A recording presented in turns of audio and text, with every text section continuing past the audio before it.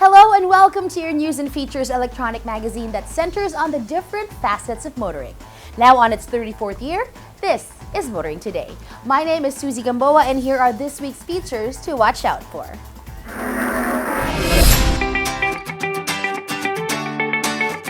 On Motoring Forum, we shall discuss the fulfillment of promises of the newly opened Skyway 3. Our road safety reminder on the Yonge Street Smarts portion centers on the right way to cross a stop through street. The public service segment centers on PMVIC problems encountered by motor vehicle owners. Showcase this week shall have the mid-size pickup from Mazda, the BT50 Pangolin Edition 4x4 automatic.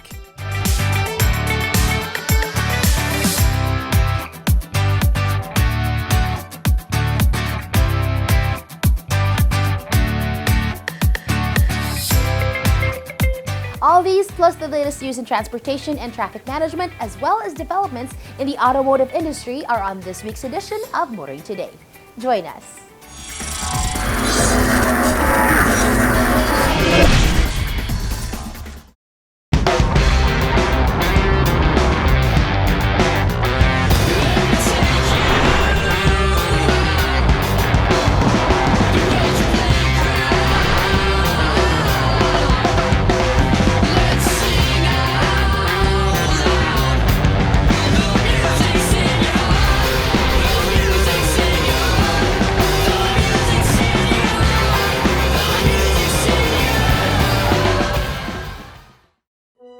I think my dad is secretly a superhero. He's the coolest, smartest, strongest person alive.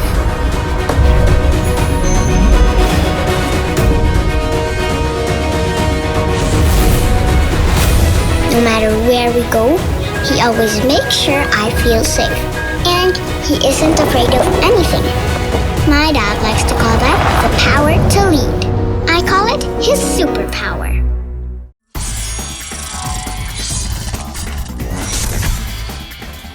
Welcome back to Motoring Today. Here now are the latest news and developments in the country's transportation and traffic management. More than a year after they were closed following a fire that damaged vital facilities, 3 stations of the Light Rail Transit Line 2 were put back online. Commuters who miss the convenience of having LRT2 stations at Santolan, Katipunan, and Anonas should rejoice at their being put back online. The 3 stations were rendered inoperable back in October of 2019 when a fire caused damage to the rectifier substations 5 and 6 at Katipunan and Anonas. It took more than a year for assessment of the damage, procurement of custom-made parts from suppliers abroad. Rehabilitation and repair work were done in order to reopen the stations. The Light Rail Transit Authority assured the public that all tests needed to ensure the stations can safely resume operations had been undertaken.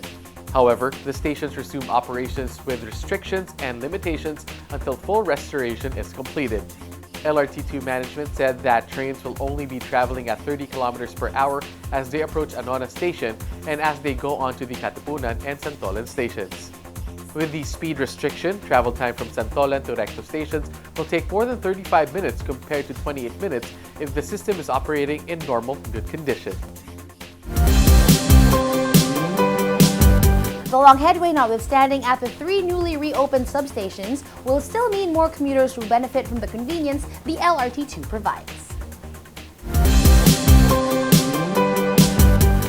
Meanwhile, medical frontliners have been using tollways under the umbrella of San Miguel Corporation for free since the first days of the community quarantine. The company said this privilege will be extended to the frontliners at the Skyway 3.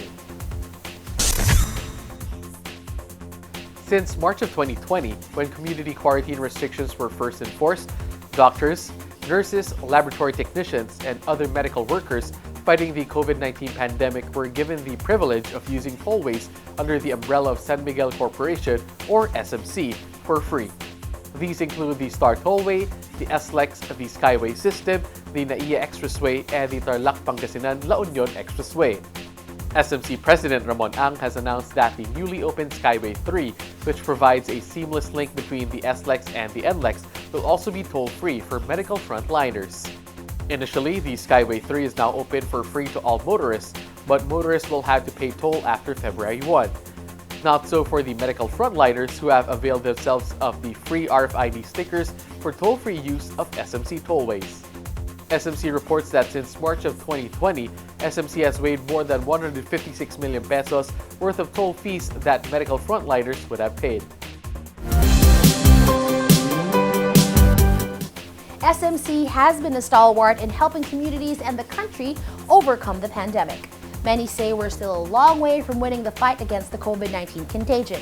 Perhaps we all need to emulate SMC and its president, Ramon Ang, to also do our share in helping fight the spread of the virus.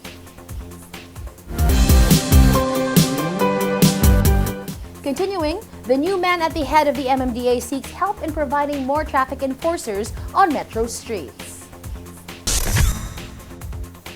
New MMDA Chairman Benhur Abalos Jr. wants to have more enforcers visibly managing traffic on the streets of the metropolis. The MMDA is looking to hire additional traffic rules enforcers. Meanwhile, Chairman Abalos met with the officials of the Philippine National Police Highway Patrol Group, or PNP-HPG, to request them to augment MMDA personnel on the streets. Chairman Abalos said Police Lieutenant Colonel Joshua Alejandro, head of the PNP-HPG in the National Capital Region, has pledged to provide 180 patrolmen to help manage metro traffic. The MMDA has a total of 2,187 traffic enforcers managing traffic in the major thoroughfares in Metro Manila, with senior citizens making up 25% of that force. However, Metro Manila is still under community quarantine protocols, and seniors, the pregnant among enforcers, as well as those with comorbidities, can report for work. MMDA is giving priority to relatives of enforcers not allowed to work because of quarantine protocols in the hiring of new enforcers, but they must pass examination and training.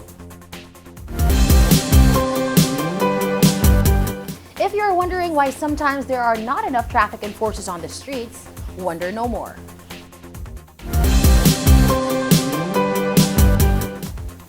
And finally, the DPWH and the NLEX Corporation are looking to fast-track the completion of the NLEX connector with the use of new highway construction technology. The DPWH and the NLEX Corporation expect the construction of the first 5-kilometer section of NLEX connector from Caloocan Interchange C3 to España in Manila to be completed before the year is out. DPWH Secretary Mark Villar said right-of-way acquisition for the project is already at 81% complete, while construction progress is placed at 16%. The Skyway 3 is being constructed using the so-called Super T-beam, innovative pre-stressed box girders that are widely used for bridges in Australia and New Zealand, but relatively new in the Philippine construction industry. According to the DPWH, the Super T-beams span 30 meters and weigh 53 tons, but are relatively flexible, structurally efficient, and look good. But more importantly, they reduce the need for more formworks and help in fast-tracking completion of the 8-kilometer elevated tollway, said Secretary Villar. The 23 billion peso NLEX Connector Road starts from the C3 Road in Caloocan City and passes through Abad Santos, Lumentric, Dimasalang, España, Magsaysay Boulevard, and eventually connect with the Metro Manila Skyway Stage 3 at the Polytechnic University of the Philippines, Santa Mesa in Manila. It is expected to provide faster 24/7 access to the Port of Manila from the Skyway and the NLEX. Elevated tollways are now being seen as solutions to easing traffic congestion in Metro Manila. The question now forming in many people's mind is, how much traffic will be drawn by elevated tollways? Which also begs another question, how much toll will be approved by the Toll Regulatory Board? Those are the latest news and developments in transportation and traffic management. Coming up next is Motoring Forum, brought to you by Suzuki Philippines.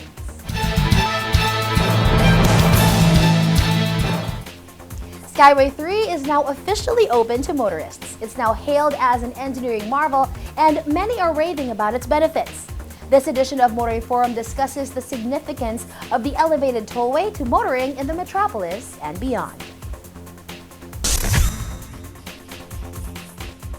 Over many months and years, motorists suffered horrendous traffic in areas where construction of the Skyway 3 was taking place. In the face of complaints from angry motorists and commuters who daily are caught in gridlock, wasting many hours on the road to work and on the way back home, authorities and proponents of the Skyway 3 called for patience and understanding. The Skyway 3 will help solve traffic congestion in the metropolis, they said. When completed, travel time will shorten, hours on the commute cut, they promised.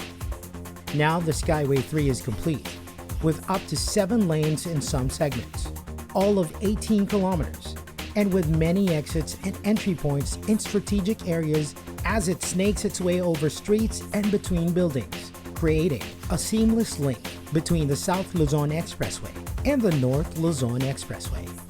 Many motorists took advantage of the offer of a free ride on Skyway 3 until February 1, and the Skyway lived up to the promise of cutting travel time from Buendia and Makati to Balintawak and Quezon City to around 20 minutes. The promise of Skyway 3 reducing traffic congestion on EDSA and other major thoroughfares is expected to be fulfilled, as it was noted that full capacity, with 7 lanes available, Skyway can easily handle 50% of EDSA's traffic, or 200,000 vehicles per day. During ceremonies formally inaugurating the opening of Skyway 3, led by President Duterte, a lot of credit was passed around for the completion of the project. But more significant was the stakeholders, from government and from private sectors, all acknowledged the cooperation and collaboration were the keys to the Skyway 3's completion. President Duterte himself cited the hard work and cooperation of DPWH, CITRA, Central Expressway Corporation, and San Miguel Holdings Corporation. DPWH Secretary Mark Villar cited San Miguel Corporation and its president Ramon Ang for pushing the project forward, and the Toll Regulatory Board and Transportation Secretary Arthur Tugade for facilitating the right-of-way acquisitions. Still, it must be noted that SMC fast-tracked the completion of Skyway 3 by purchasing much of the properties along the project's right-of-way. It also funded the reconstruction of 3 bridges, the San Juan Bridge, Concordia Bridge, and Sevilla Bridge, along the alignment of the Skyway 3. During the inauguration, Ang even cited Metro Pacific Tollways Group, operator of the NLEX, and business tycoon Manny Pangilinan for making possible the extension of the original endpoint of Skyway 3 to just before the NLEX Toll Plaza. Ang paid tribute to the talent and skills of Filipino engineers and workers and the years of hard work and collaboration between government and the private sector towards the creation of what he described as an engineering marvel. The completion and opening of Skyway 3 has raised expectations for an easing of traffic congestion on EDSA, C5, and other major thoroughfares in Metro Manila. The Skyway system now comprises 38 kilometers of elevated expressways with 36 on and off-ramp access points, and SMC promises more elevated tollways to be built in the metro. It is expected that the construction of new elevated tollways will surely have an effect on traffic congestion. Perhaps the expectations of improved traffic, like what happened to Skyway 3, will ease the pain of the congestion suffered while construction is going on. Completion of the Skyway 3 and how it is now benefiting motorists and the economy shows authorities were in the right when they asked the public for patience, while its construction caused a lot of congestion and hardship for commuters and motorists. This should serve authorities well, as more of same infrastructure are planned and implemented. That's our Motoring Forum this week, courtesy of Suzuki Philippines.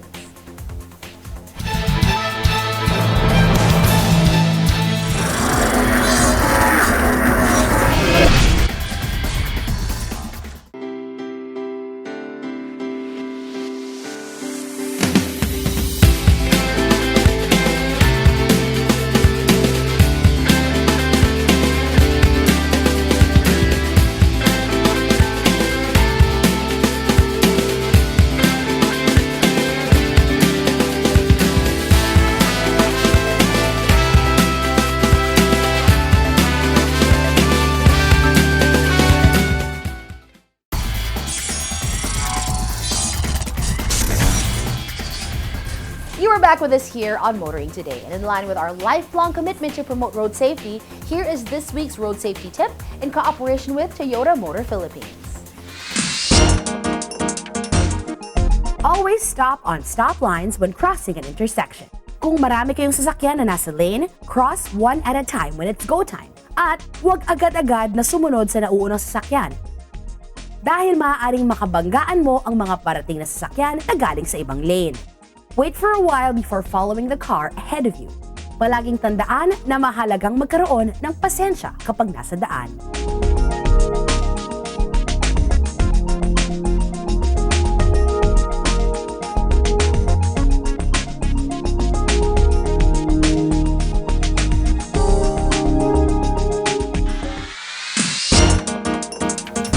Continuing with this week's edition of Motoring Today, let's now focus on proper driver's demeanor, especially for those driving PUVs. From Mitsubishi Motors Philippines, here is Payong Chuper this week.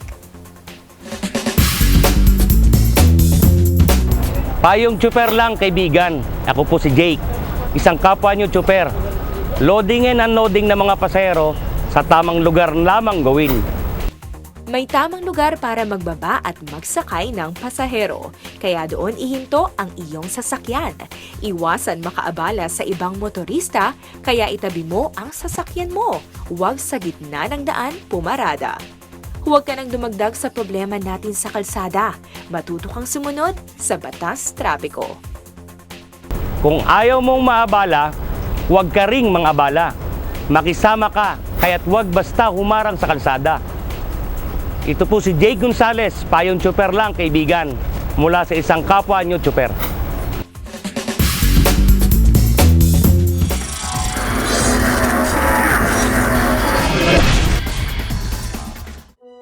I think my dad is secretly a superhero. He's the coolest, smartest, strongest person alive.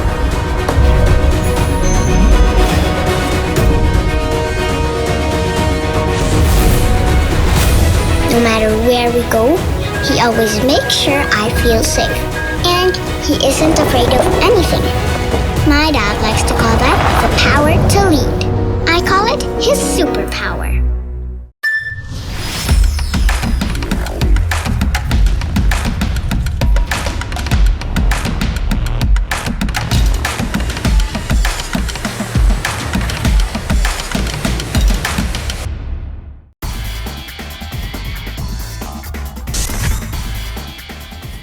Welcome back to Motoring Today. World of Motorsports is next. We start with the latest news and developments.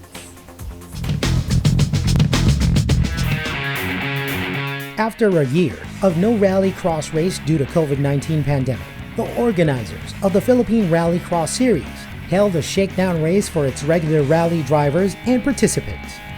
The session was held at the Clark Global City last January 24 and was attended by a good number of the sports enthusiasts.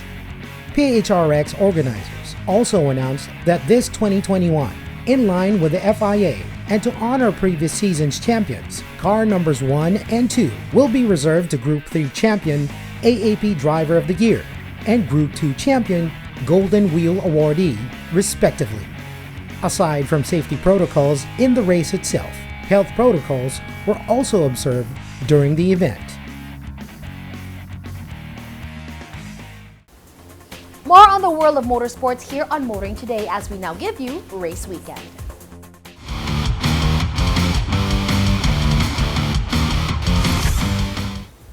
While local races are still on a halt, we look back on the races that were managed to be run before community quarantine restrictions took into place. First on the list is the first round of the 2020 Philippine Autocross Championship Series. Let's watch this.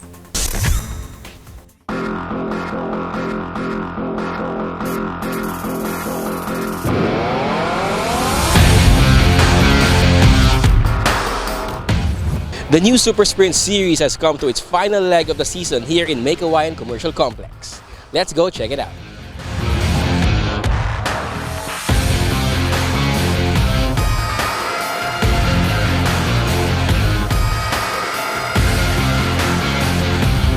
The Super Sprint Series debuted last year with a great number of entries, most of whom were true amateurs or novices at organized motorsports. This was just fine for the event's organizers who wanted to provide a venue for a beginner that was accessible, affordable, and a lot of fun. The series also attracted intermediate racers, those who have been entering, off and on, other motorsports grassroots events like autocross and slaloms, as well as the up-and-coming stars who can't resist another new opportunity to compete or to further hone their skills.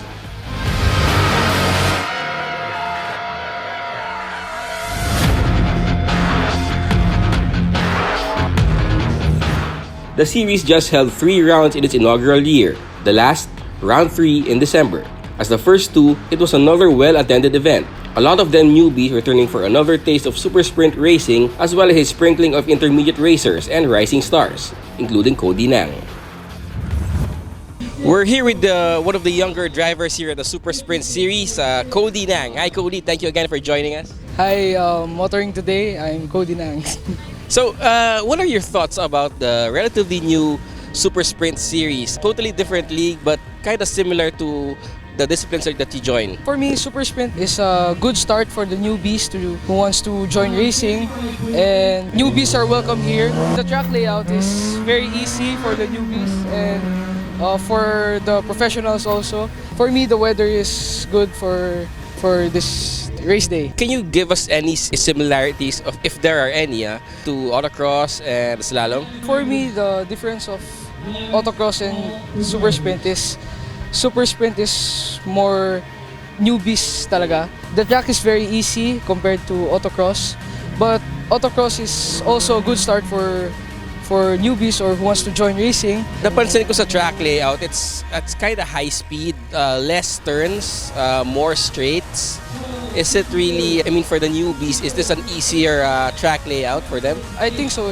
Siguro yes, kasi the straights is very easy lang naman. Then the pylons, the chicanes is very maluwag lang naman. Medyo technical lang siya, but enjoy. It's fun.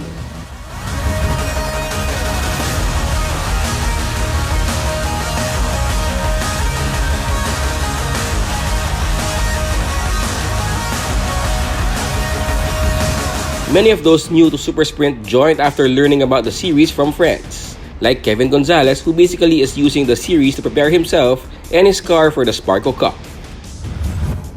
Actually, nung round 2 lang ako ulit sumali. Tapos, in-invite lang din ako ng friend ko, si Froilan. And then yung sila Cody, nakilala ko rin sila sa Togi Battle. So, dun ko nalaman yung Super Sprint. Yung last round, naka-time ako ng 102. So, nag-second place ako last time. So, ngayon medyo marami akong issue sa kotse. So, naka-104 ako. Hindi ko alam kung makaka-place mo yun. Pero, okay naman. Maganda yung track layout. Beginner-friendly. Kaya, para sa amin. Ayusin ko muna yung mga ibang issues pa. Kasi, actually, ginawa kong parang training ground yung second round and third round para sana maka-join ako sa mga Sparco Cup for next year. In turn, Kevin invited other friends to try out the sport, like John Jergy Reyes. Nalaman ko yung Super Sprint dahil sa kaibigan ko si Kevin, dahil sa kanya. And siya yung madalas dito tapos in-invite niya ako. Jergy is a true newbie. What was his closest exposure to motorsport? Wala, more on na lang. Simulator, kasama mga kaibigan ko. Tapos more on car shows, ganyan. Tapos nanonood din ako ng mga race, Vios Cup, ganyan. Will he be racing more on actual tracks than on-game consoles? Future plan, sana makasali pa rin ako sa Super Sprint next season, sa mga next na events ng Super Sprint. And then, yun, sana mas marami tayong makakilala sa car community, lalo na sa mga Super Sprint community.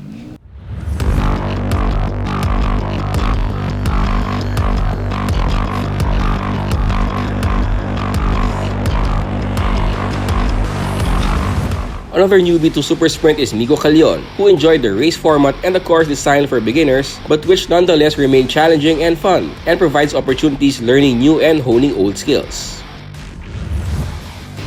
Super Sprint, so much fun, have so friendly yung environment, and yung track layout is for amateurs and beginners. So it's highly recommended for all the amateurs and the beginners to try this one, and it's a competitive friendly. So yeah, it's having fun to try it out. Yeah. I have joined the round 2. That's my first time, and this was my second time. Based from an experience from the previous and this one, trained me well as a driver.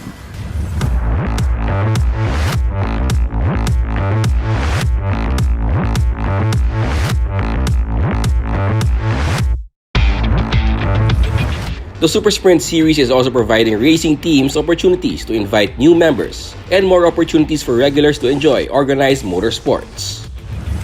This series is actually was designed by, I believe, Robert, who is a good friend of ours. It was designed for beginners, should I say, or novice drivers, so they can get a feel of the formal race event. As of the moment, we have our team, so it's like a conduit for us to also invite other aspiring racers to have a feel and to have a structured team, to join a structured team.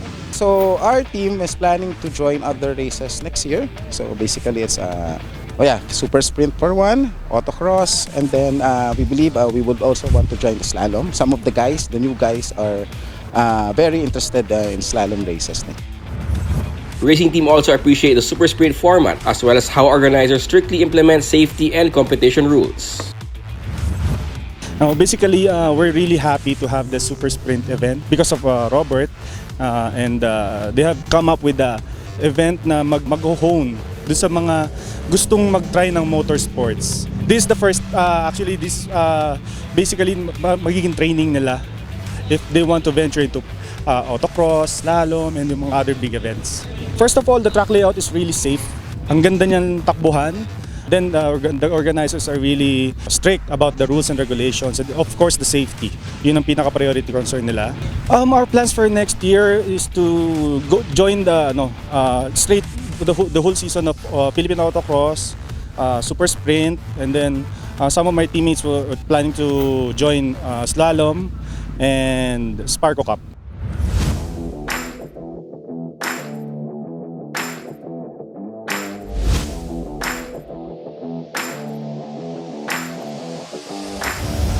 It seems that all those who have tried Super Sprint are looking forward to more Super Sprint rounds this year, and this should be no surprise to organizers.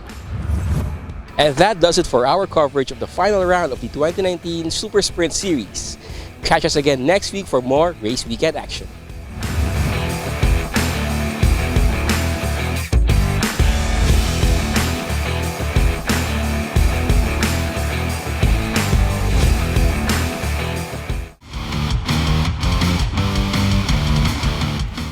The first round of the 2020 Philippine Autocross Championship Series looked to be an exciting year for the competition and for Philippine motorsports.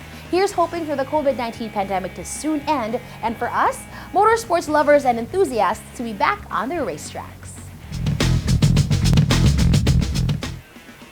And that's this week's World of Motorsports. Motoring Today continues right after the break.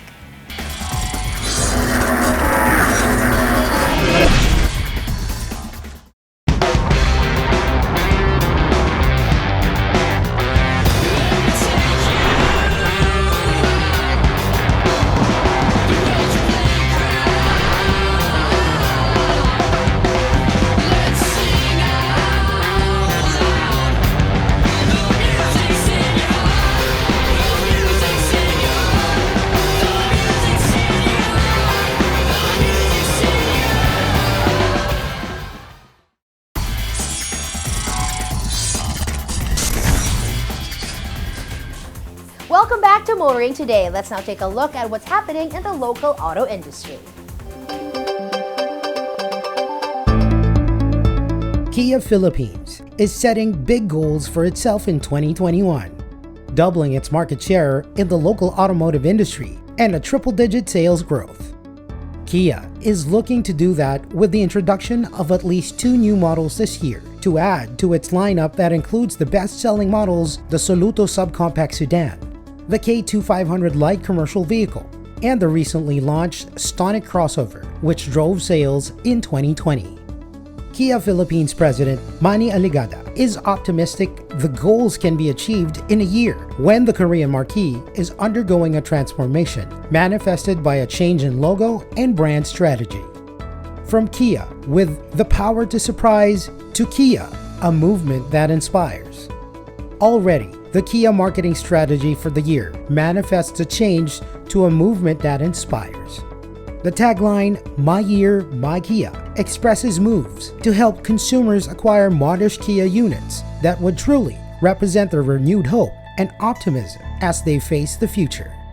Supporting this shift in marketing campaign, is the continued expansion of the Kia dealership network nationwide and boosting customer experience by improving parts and service programs.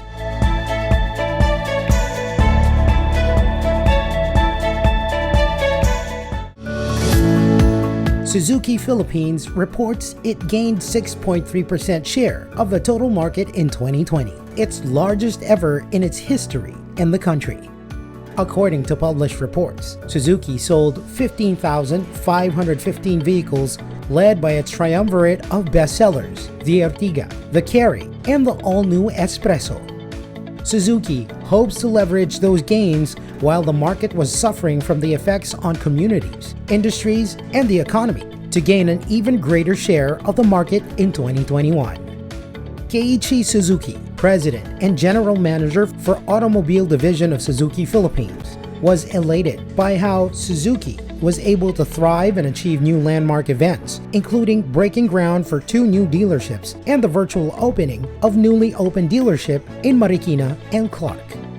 Suzuki assured customers that it will continue to be unwavering in its commitment to provide top quality products and commendable services in 2021.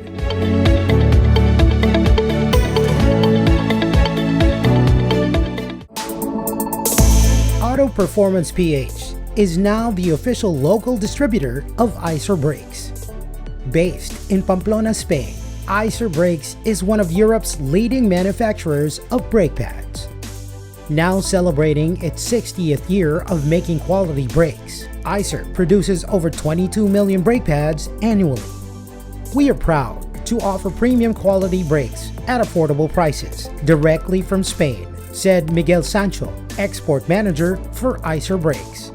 We are confident that Auto Performance PH is the perfect partner in the Philippines, a top aftermarket company, now with Eiser, a top brake manufacturer with products 100% made in Spain. Eiser brake pads will be available in automotive repair shops nationwide, as well as online via the new Eiser Lazada store.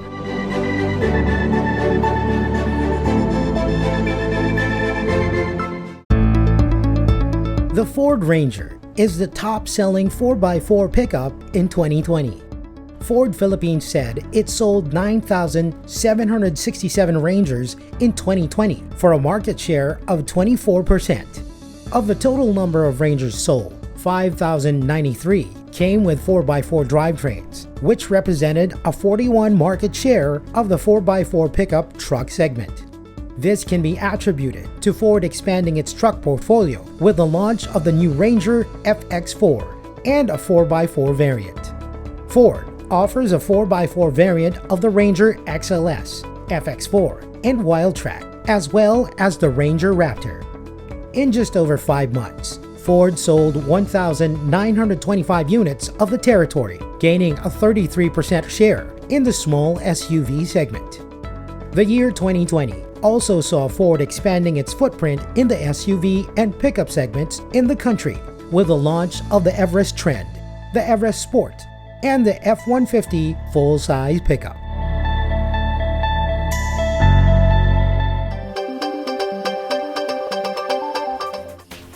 Motoring Today now brings you our Car of the Week on Showcase, courtesy of Prudential Guarantee. The pickup wars have seen the rise of the Vanguards. Special editions are models both aspirational and driver of sales at the same time. This edition of Showcase takes a look at one of the latest Vanguards in pickup wars, the Mazda BT50 Pangolin.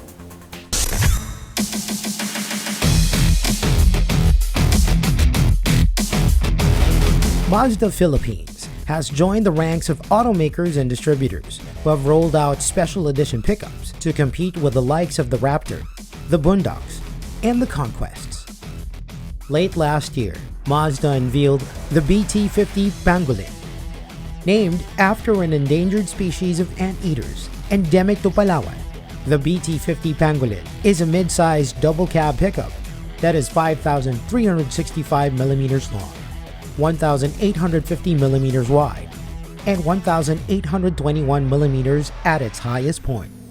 It has a 3,220mm long wheelbase, a 237mm minimum ground clearance, and a weighting depth of 800 millimeters. The Pangolin's cargo box is 1,549 millimeters long, 1,560 millimeters wide, and 513 millimeters deep. The Pangolin exterior is mainly distinguished by the special 17-inch black finish Rhoda alloy wheels exclusive to the BT50 Vanguard that are wrapped by 265 by 65 R17 tires, and special decals on its side depicting the endangered Palawan anteater. It also comes with halogen headlamps, front fog lamps, body color front grille, rain sensing wipers, body color side mirrors that comes with power fold and electric adjust function. Also standard in the Pangolin are matte black side steps, steel sports bar with LED brake light, aluminum roof rack, fender flares with black rivets, and the bed liner. Underneath the hood of the Pangolin is a 5-cylinder, 3.2-liter intercooled turbo diesel DOHC 20-valve engine that generates a maximum 200 PS at 3,000 revolutions per minute and 470 Newton meters of torque at 1,750 to 2,500 RPM. The Pangolin comes with a 4x4 drivetrain and a 6-speed automatic transmission. The suspension system features front independent double wishbones and rear rigid leaf springs. The hydraulic brake system comes with vacuum servo assistance and front ventilated discs and rear drums. The cabin of the BT50 Pangolin can comfortably accommodate 5 adults in an interior featuring black leather upholstery for the seats and trim.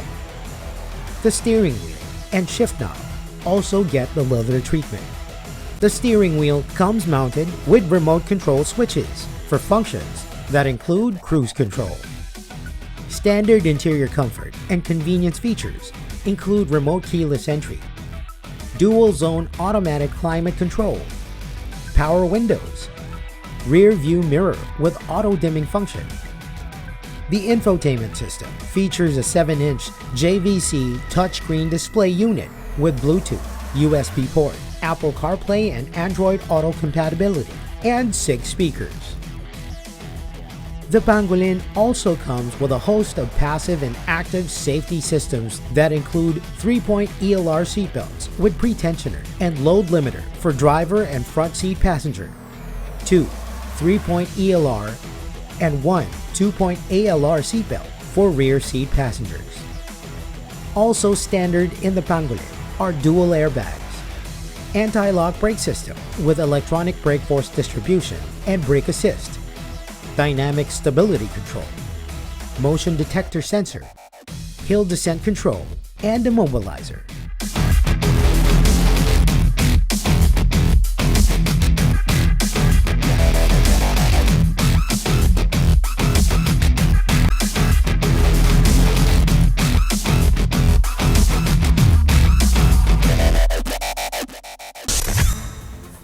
Can a Mazda BT50 pickup with added features and a name-raising awareness about an endangered animal attract buyers? The answer to that question should be illuminating. That's our featured vehicle on this week's showcase, courtesy of Prudential Guarantee. Drive worry-free with Prudential Guarantee's auto insurance program with a free 24-hour nationwide roadside assistance included with your comprehensive auto insurance. Rest assured, we'll take care of you and your car wherever you are. Prudential Guarantee's auto insurance program, 100% worry-free driving.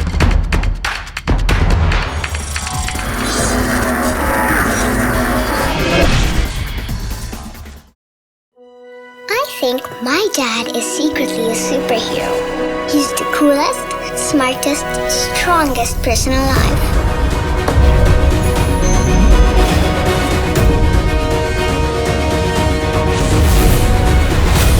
No matter where we go, he always makes sure I feel safe. And he isn't afraid of anything.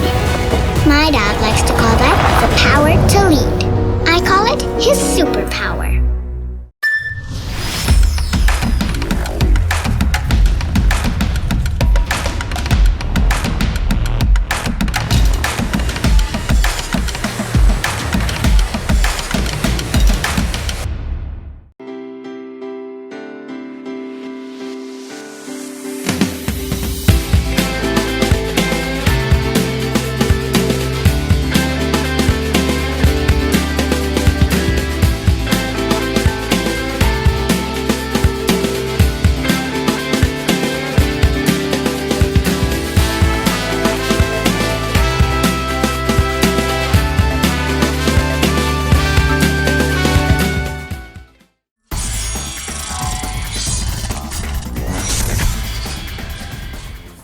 We now have our segment that dwells on the wide array of motoring problems, not only in the metro, but all over the country as well.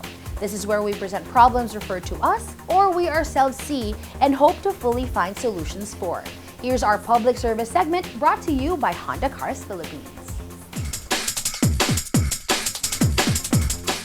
Privatization of the Motor Vehicle Inspection System, or NVIS, has long been in the plans of the Department of Transportation and the Land Transportation Office.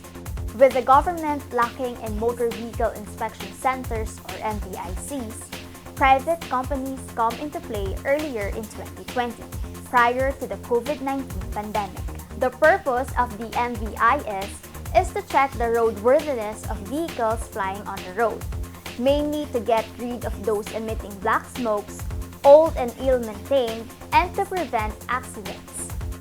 As soon as private MVICs started inspecting vehicles as part of the registration process, many motor vehicle owners have aired concerns on their operations.